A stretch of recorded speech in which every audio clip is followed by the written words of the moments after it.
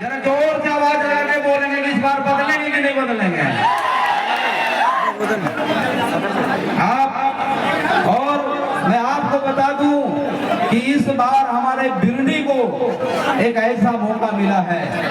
आज बिरनी का बेटा आप लोगों के सामने खड़ा है, बिरनी का बेटा आप लोगों के सामने खड़ा है और ये बिरनी की लाज की बात है, बिरनी की इज्जत की बात है। भाई आप यदि बगोदर तरफ जाएंगे तो देखेंगे कि बगोदर वाले हमसे कितना प्यार करते हैं, सरिया जाएंगे तो देखेंगे सरिया वाले कितने प्यार करते हैं। तो भाई बिरनी वाले क्यों नहीं हमसे प्यार करेंगे, क्योंकि इस बार बिरनी की बात है और ये पहला झारखंड अलग होने के बाद ये हम लोगों के पास पहला मौका है। कोई बिरनी का बेटा आपके सामने खड़ा है, भीख मांगने के लिए खड़ा है, वोट का भीख मांगने के लिए खड़ा है। इसलिए आप लोगों से आग्रह करेंगे कि आप लोग इस बार आने वाला 20 नवंबर को कैंची छाप पर अपना बटन दबाएं। आज जानते होंगे मेरा हॉस्पिटल चलता है कोराड़ी में अंसारी हेल्थ केयर के नाम से।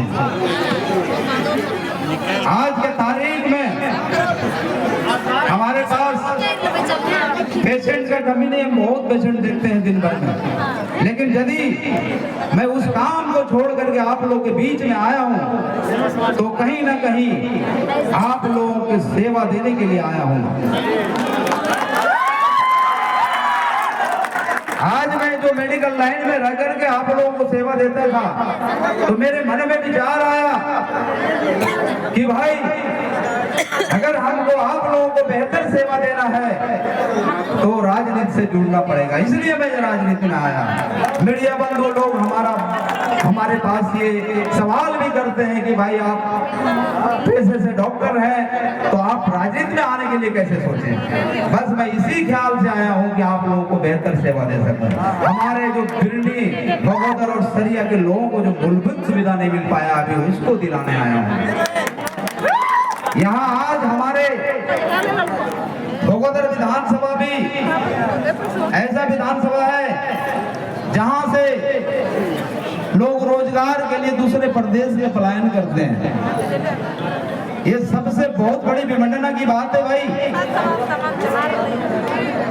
पूरे झारखंड में बगोदर ही एक ऐसा विधानसभा है जिस विधानसभा से NH-33 का रोड पास होता है, ग्रांड कोर्ट लोन लाइन पास होता है और वहां के लोग रोजगार के लिए बम्बई, दिल्ली, गुजरात और हैदराबाद जाते हैं। और आज तक जो 30-35 साल से राज किया उनके कानों में जूं तक नहीं रहेगा कि भाई मैं इसके लिए सदन में आवाज उठाऊं और यहाँ के लोगों को रोजगार दूं। आज देखते होंगे हमारे बिरनी में एक डिग्री कॉलेज खुला हुआ है, बस वो बिल्डिंग नाम का है, वहां अभी तक प्रोफेसर बहाल नहीं हुआ है, कोई टीचर बहाल नहीं हुआ है। आज इस बिल्डिंग का खिड़कियां भी टूटने लगा है, दीवार भी धंसने लगा है। तो भाई ऐसा विकास हमको नहीं चाहिए। आज देखते होंगे बगोदर में ट्रॉमा सेंटर के नाम से एक हॉस्पिटल खुला हुआ है, लेकिन अभी तक कोई डॉक्टर का बहाल नहीं हुआ है, वहां पे ताला लटका हुआ है। और बगोदर में एक पॉलिटेक्निक कॉलेज भी खुला हुआ है, लेकिन अभी तक एक प्रोफेसर का बहाल नहीं हुआ है। ये भी मंडना है हमारी बगोदर का भाइयों। जरा सोचिए और सोच समझ करके इस बार मतदान दीजिए। खासकर मैं अपने मोमिन भाइयों से कहना चाहता हूँ, मुस्लिम भाइयों से कहना चाहता हूँ कि आप लोगों को जो बार बार बगलाया जा रहा है कि भाई डॉक्टर सलीम कहीं किसी के द्वारा खड़ा तो नहीं किया गया, किसी के बहकावा में आकर के किसी के द्वारा कोई ऐसा लालच दे करके उनको नहीं तो लाया गया, ऐसी कोई बात नहीं भाई। अगर कोई कहता होगा इसको तो ये सिरे से खारिज करिए। मैं आप लोगों को आश्वस्त कर देना चाहता हूँ कि हमारे भारत में हमारे भारत गवर्नमेंट ने कोई ऐसा पैसा नहीं बनाया कि डॉक्टर सलीम को खरीद सके।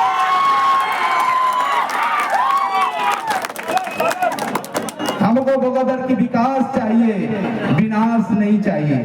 आज 30-35 सालों में हमारे बगोदर का विनाश ही हुआ है, विकास नहीं हुआ है। अरे भाई रोड पोल पुलिया ये क्या है? ये हमारे लिए सुविधा है, ये हमारा विकास नहीं है।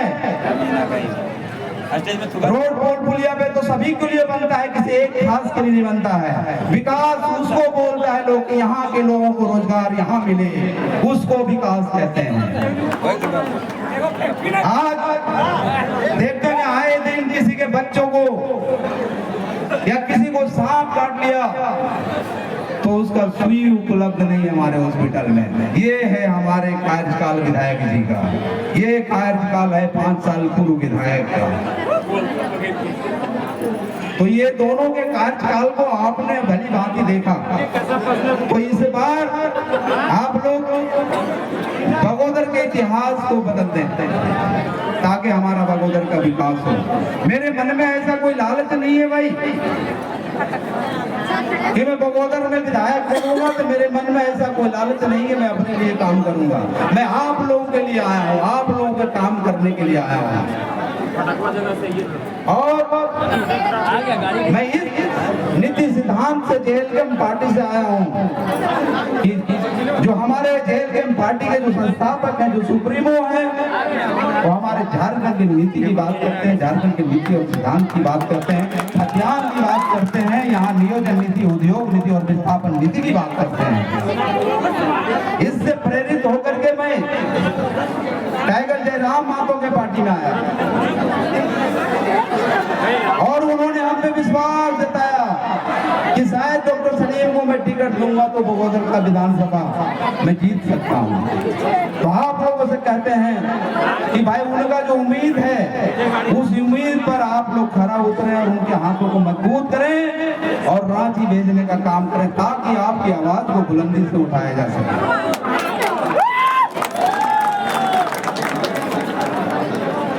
आज देखते होंगे आप